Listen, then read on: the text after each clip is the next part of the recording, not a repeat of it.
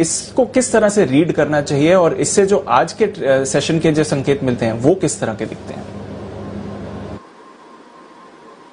देखिए, एक्सपायरी के ठीक एक दिन पहले अगर आपके पास सुस्ती के संकेत है तो एक चीज मानकर चलिए कि बाजार सुस्त रहेंगे नहीं, बाजार चुस्त तो होंगे। अब ये चुस्ती कहां और किस लेवल से आती है दीप, वही आपके लिए इंपॉर्टेंट है।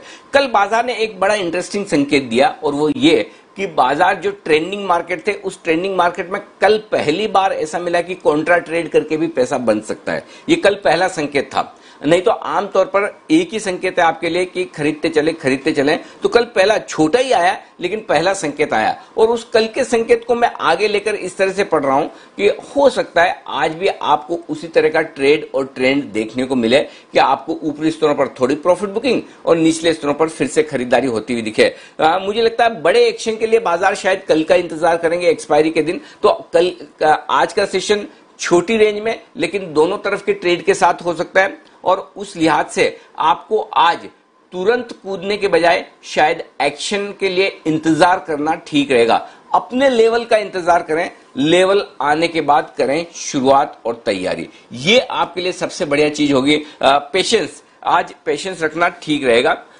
अगर उसके बावजूद अगर प्री ओपनिंग सेशन में ऐसा लगा कि जिन लेवल से बाजार खुल रहे हैं वहां पर कूदते ही ट्रेड ले लेना चाहिए तो हम वो जरूर कोशिश करेंगे। लेकिन ऐसा लग रहा है दीप कि दोनों तरफ के मौके बनेंगे आज बाजार में। देखते हैं क्या कुछ होता है। और अगर आप दोनों तरह के मौके नहीं ले पाते हैं तो फिर एक सिंपल फॉर्मूला रखें, अपने लेवल्स पर आने दें और खरीदारी का ध्यान रखें। बेचने का काम सिर्फ और सिर्फ स्किल ट्रेडर्स का है जो स्ट्रिक्ट स्टॉप लॉस के साथ शॉर्ट करना जानते हैं और छोटे मुनाफे में घूमना जानते हैं। नहीं तो अगर आपने प्रिसाइजली लेवल पर एंट्री और एग्जिट नहीं किए तो पैसा बनाना आपके लिए शॉर्ट में मुश्किल है और वैसे भी शॉर्ट्स काफी हैं ही। तो ऐसे में आप एक काम कर सकते हैं और वो ये कि आप इंतजार करें सही लेवल पर आने का। हो सकता है बाजार आज आपको एक अच्छा मौका दे जहां पर आपको एंट्री करने का मौका मिले निफ्टी बैंक निफ्टी में, वो आप ध्यान में रखिए। तो पहली चीज तो ये इंडेक्स पर होगी।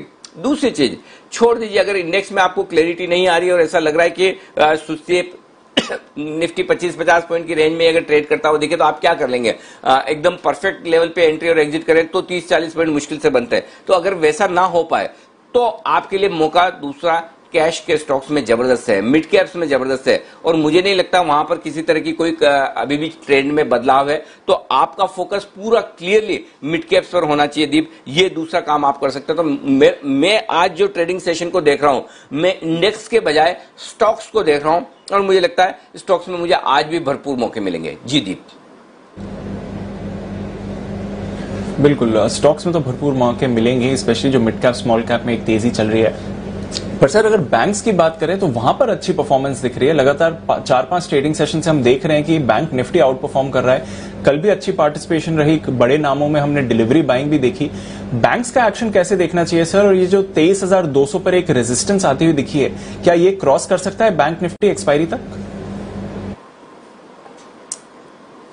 दीप 23 जुलाई के आसपास हमने बैंक निफ्टी में 23,212 का हाई बनाया था। कल लगभग वहीं पर पहुंचे 23,180 और उस दिन की जो क्लोजिंग थी वो 23,072 के आसपास की थी 22-23 जुलाई की डेट की और कल की क्लोजिंग थी 23,092 की। तो 23,000 के आसपास का जो लेवल है वो एक जो टारगेट था, आपको याद होगा निफ्टी ने 11,341 का हाई बनाया था और उसके बाद करेक्शन हुआ था। बैंक निफ्टी ने तब 23,212 का हाई बनाया था और करेक्शन हुआ था।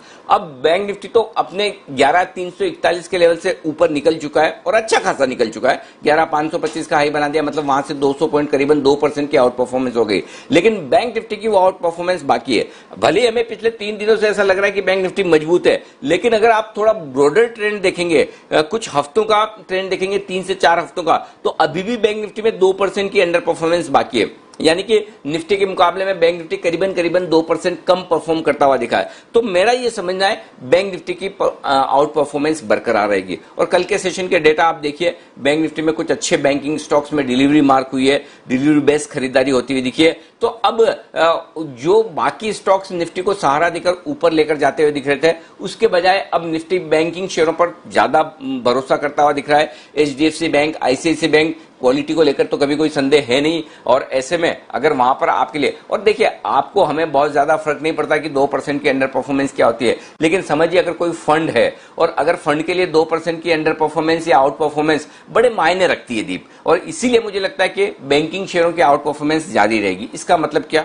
इसका मतलब यह है कि गिरने में ये कम रहेंगे और बढ़ने में ज्यादा रहेंगे। हाँ, एक आध दिन का करेक्शन ऐसा हो सकता है, फर्ज करें, मैं कह नहीं रहा हूं, लेकिन फर्ज करें कि आज करेक्शन हो जाए तो कोई बड़ी बात नहीं कि 3 दिनों से बैंक निफ्टी ज्यादा बढ़ा है तो थोड़ा ज्यादा गिर जाए। बट अगर आप थोड़ा सा 2-3 दिनों का ट्रेंड देखेंगे और उस ट्रेंड को आगे बढ़ाने की कोशिश करेंगे तो ये आपको एक बात बिल्कुल पक्के से समझ में आएगी कि बैंक निफ्टी ज्यादा प्रदर्शन अच्छा करना चाहता है। अपनी जो पीछे रह गया उसको थोड़ी सी रेस अपनी स्पीड बढ़ाकर पकड़ने की कोशिश है। तो तेजी में बैंक निफ्टी डेफिनेटली अब यहां से थोड़ा और लीड करने की कोशिश करेगा और इवेंचुअल टारगेट फिर एक बार 23,425 23,525 के बनते हैं। अगर 23,200 के पार निकलकर बैंक निफ्टी टिक गया तो 23,425 23,525 तक के टारगेट के लिए कम से कम उतना तो मिलना चाहिए, उसके बाद देखेंगे। जी दीप।